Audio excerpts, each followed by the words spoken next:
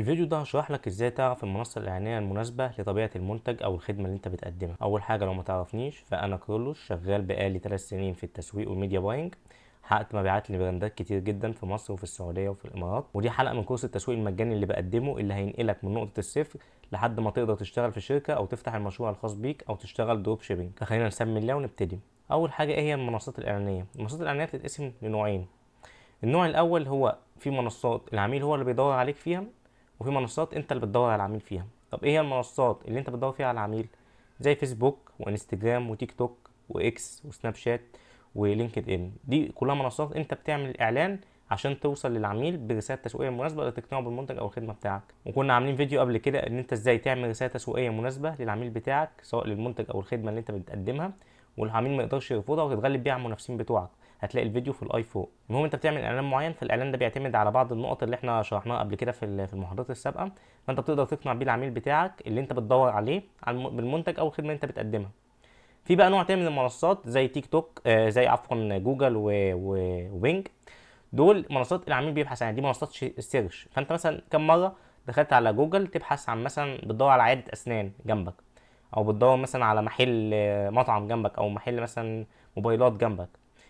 انت طبعا اول ما بتيجي بتبحث او بتكتب الكلمه دي، حتى جرب بعد ما تخلص الفيديو اكتب مثلا عياده اسنان، فهتلاقي في عيادات اسنان ظهرت لك في الاول، مثلا عياده اسنان في الدق، عياده اسنان في المهندسين كذا. عيادات الاسنان دي اللي اصحابها عاملين اعلانات ان هم يظهروا في التوب، يعني في التوب سيرش، اللي هم دول عاملين اعلانات دافعين فلوس عشان خاطر يظهروا في التوب سيرش. طب بيعملوا ده ازاي؟ دي اعلانات بيعملوها عن طريق جوجل، وبيستهدفوا فيها كلمات مفتاحيه معينه. يعني مثلا انا دلوقتي شغال في عياده الاسنان، او انا صاحب مصنع، فهندي مثال مثلا بعياده اسنان، فهو شغال في مجال الاسنان، فهيكتب بقى مثلا ايه تركيب دي كلها كلمات مفتاحيه يستهدفها، مثلا تركيب تقويم، خلع ضرس، الكلام ده كله. اي حد هيكتب الكلمه دي في جوجل او في بينج اللي هم محركات البحث، فهتظهر عياده الاسنان بتاعه الدكتور ده في الاول خالص. وطبعا احنا هنعمل كورس نشرح فيه ازاي تعمل اعلان جوجل وتصدر بيه نتائج البحث ان شاء الله في المحاضرات الجايه. فالمهم انت دلوقتي اهم حاجه لازم تكون عارف انه في نوعين من المنصات. في منصات العميل هو اللي بيدور على عميل هو بيدور عليك. فالمهم دلوقتي تكون عارف ان دلوقتي في نوعين من المنصات، نوع انت بتدور على العميل فيه، ونوع تاني العميل بيدور عليك فيه. النوع اللي انت بتدور على العميل فيه هي المنصات السوشيال ميديا عموما، اللي هو العميل بيبقى قاعد عليها بيتصفح. المنصات اللي العميل هو بيدور عليك فيها المنصات المختصه بالبحث، اللي هو بيدخل يبحث عن حاجه معينه. فانت وظيفتك ان انت هتعرف بقى زي دلوقتي تختار المنصه المناسبه ليك انت تبقى متواجد عليها، او اللي هتعمل فيها الاعلانات. اول حاجه لازم تعرف ايه طبيعه المنتجات او الخدمات المناسبه لكل منصه، ان كل منصه ليها طبيعه منتجات او خدمات مختلفه عن التانية، لان طبعا الجمهور ده اللي موجود على المنصه دي مش زي الجمهور الموجود على المنصه دي. الفيسبوك اغلب المنتجات بتكون متوافقه عليه وشغال عليه عادي جدا، ما عدا المنتجات الفارهه زي مثلا العربيات اللامبورجيني، القصور، الكلام ده كله، ان عاملها مش هيكون موجود على الفيسبوك. العميل ده بيكون مثلا راجل اعمال، راجل عنده مصانع وشركات، واحد مالتي ملياردير، فهو مش هيكون موجود على الفيسبوك، ان هو ما عندوش وقت يصفح في فيسبوك. في الاغلب العميل ده بيكون موجود على لينكد ان، ان لينكد ان مختص بالشركات بالبيزنس عموما، فهو هتلاقيه متواجد على لينكد ان، او هو هتلاقيه هو اللي بيبحث عنك. فانت لازم تكون في الوقت ده متواجد على جوجل، ما تكونش متواجد على الفيسبوك، ان الفيسبوك ما عليهاش العميل المستهدف بتاعك. اغلب العملاء اللي وانت نزلت منتج زي مثلا سياره لامبورجيني ولا قصر بمثلا يعدي ال 100 مليون ولا الكلام ده كله، هتلاقي الناس اللي داخله تسالك دي الناس دي معهاش اصلا الفلوس دي، ليه معهوش اصلا 2000 جنيه على بعض، هو داخل بس عايز يعرف سعر الحاجه دي كام، داخل من باب الفضول. فانت طبعا العملاء دي هتضيع لك وقتك، وهتبذل مجهود معاهم وتصرف فلوس عليهم على الفاضي في الاعلانات، فانت مش عايزهم اصلا. فالمهم من دلوقتي ان الفيسبوك اغلب المنتجات زي الملابس، اغلب الحاجات اللي هي مش محتاجه ناس مليارديرات او معاهم ملايين مناسبه على الفيسبوك. الانستجرام اكتر بيركز على الفاشون، الحاجات اللي هي بتتلبس، الفاشون عموما، زي مثلا ملابس، احذيه، اكسسوارات، مجوهرات، منتجات عنايه شخصيه، اي حاجه ليها علاقه بالشخص، البيرسونال نفسه الشخص. فهي الانستجرام مناسب عليه جدا بسبب طبيعه المنصه، لان المنصه اصلا بتاع الصور وريلز، واغلب اللي عليها يعني مثلا لو بنت عايزه تشوف طقم معين او تشوف حاجه كده، بتخش يا على بنترست يا على انستجرام. فانستجرام مناسب جدا لاي منتجات ليها علاقه بالشخص، يعني مثلا زي ما قلنا ملابس، احذيه، اكسسوارات، مجوهرات، عنايه شخصيه. غير مناسب للخدمات تماما الانستجرام، لان ما يعني انت هتعرض مثلا انت بتقدم خدمه ايه، مثلا بتقدم جبس بورد، بتقدم نقاشه، اكيد العميل ده يعني مش داخل انستجرام عشان يشوف الخدمه اللي انت بتقدمها او مش مهتم بالخدمه دي. فالخدمه دي اصلا هتبقى مناسبه على فيسبوك. تيك توك زي انستجرام بالظبط، ومش مناسب على مش مناسب للخدمات نهائي زي ما قلنا بسبب طبيعه المنصه. انت برضو لو يعني مثلا عرضت جبس او حاجات مثلا بتعمل جبس ولا بتعمل نقاش ولا الكلام ده، فبرضو العميل مش هيكون مهتم قوي. بس والتيك توك فيه مشكله او فيه عيب، لان العميل بتاعه، جوده العميل بتاعه بيكون اقل من باقي المنصات. ليه؟ لان التيك توك عباره عن منصه هو بيقعد يقلب يعني في الريلز ويقلب في الفيديوهات.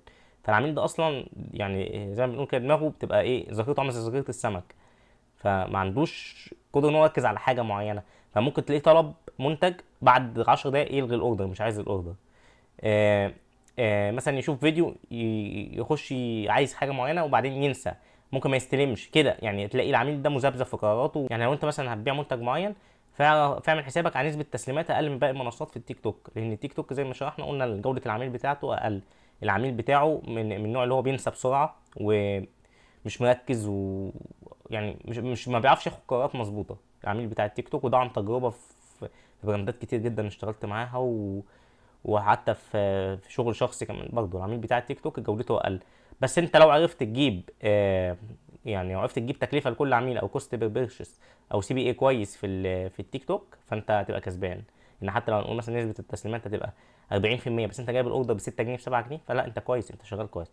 فلما ما تستخدمش التيك توك في مصر عموما غير لما تعرف تجيب فيه سعر سي بي اي كويس. لو مش هتعرف تجيب سعر سي بي اي كويس، فخليك في انستجرام وفيسبوك احسن. سناب شات مناسب لكل شيء، بس في الخليج ودول اوروبا مش في مصر.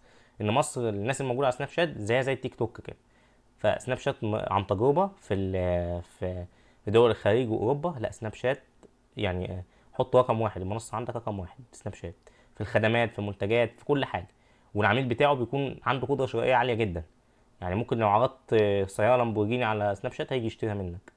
فسناب شات مهم جدا جدا جدا للناس اللي شغاله في اوروبا ودول الخليج. تويتر او اكس ده بيبقى خدمات بس، او اعلانات تخص اراء سياسيه او انتخابات او حاجات من دي. ان هو ناس، طبيعه الناس اللي على المنصه هم قاعدين عايزين يشوفوا الكلام ده. فانت ما تجيش تطلع له وعايز تبيع له منتج، هو مش مهتم ولا بساعه ولا بقميص ولا باي حاجه تخص الفاشن عموما. هو عايز حاجه تخص الانتخابات. عفوا، هي منتجات عفوا. فالعميل اللي قاعد على تويتر هو عايز يشوف حاجات تخص الانتخابات، حاجات تخص السياسه. آه، يعني هو مش مهتم يشتري اي منتج نهائي منك. لينكد ان مناسب جدا للخدمات اللي هي بتخص الشركات او المنتجات اللي هي بتخص المصانع والشركات. ان بيكون في لينكد ان الناس اللي هم اصحاب القرارات في الشركه، زي اصحاب الشركات والمديرين والناس اللي هي تعرف تاخد قرار في الشركه. فدي منصه مناسبه جدا جدا جدا لاي حاجه. انت مثلا لو بتبيع مكن طباعه او مكنات غاليه او حاجات يعني اسعارها فلكيه، فهتلاقي على لينكد ان الناس هتشتريها منك. لان لينكد ان زي ما قلنا على الناس اللي هي اصحاب القرارات في الشركات او المصانع. طبعا لينكد ان غير مناسب للمنتجات اللي هي يعني مثلا ما تجيش تبيع قمصان، ما تجيش تبيع حاجه تخص الفاشن، ما تجيش تبيع اي حاجه تخص الفاشن او الاكسسوارات او الكلام ده كله على لينكد ان. لينكد ان عليه ناس يعني هدفها ان هي بتفتح لينكد ان تشوف البيزنس او تشوف المجال اللي هي فيه. فانت لو عندك حاجه تخص البيزنس عموما فهتكون مناسب ليك جدا على لينكد ان. جوجل وبينج مناسبين للخدمات والمنتجات الغاليه جدا زي العقارات والسيارات والمجوهرات. والميزه دي ان العملاء بتوعك هتكون جودتهم عاليه. ليه؟ لان هم اللي بيبحثوا عنك مش انت اللي بتبحث عنهم. العميل في جوجل هيدخل عايز مثلا يشتري ذهب، فهيدخل يكتب في جوجل محلات ذهب. فانت لو ظهرت له في الاول، او انت موقع مثلا زي بي تي سي عامل موقع بيبيع فيه سبائك ذهب بتوصلك لحد باب بيته وكده، يعني مخلي الذهب زي التجاره الالكترونيه كده. فانت لو عامل حاجه زي كده، بتبيع مجوهرات غاليه، بتبيع سيارات غاليه، بتبيع عقارات غاليه، اي حاجه، جوجل وبينج هيكونوا مناسبين جدا ليك وهيجيبوا لك عميل يعني الجوده بتاعته احسن من اي منصه ثانيه. لان هو جاي بيبحث، هو بيدور، هو قاعد دلوقتي بيدور على المنتج بتاعك او الخدمه بتاعتك. لما يلاقيك انت في التوب سيرش بتاعته، فهو على طول هيخش على الموقع بتاعك ويشوف انت بتبيع ايه، وبنسبه كبيره جدا هيشتري منك.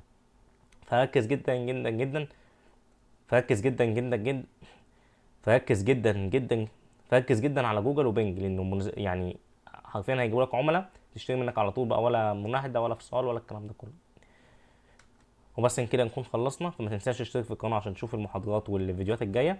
احنا هنعمل كورس لكل منصه اعلانيه بنشرح فيه المنصه دي، وباذن الله هتخرج من يعني باذن الله هتخرج مستفاد، ومستواك لو انت من الصفر فهيتغير، يعني هتوصل لمتوسط ممكن اكتر كمان باذن الله. ولو محتاجني في اي سؤال فهتلاقي لينك الانستجرام والفيسبوك موجودين. شوفوا فيديو جديد، سلام.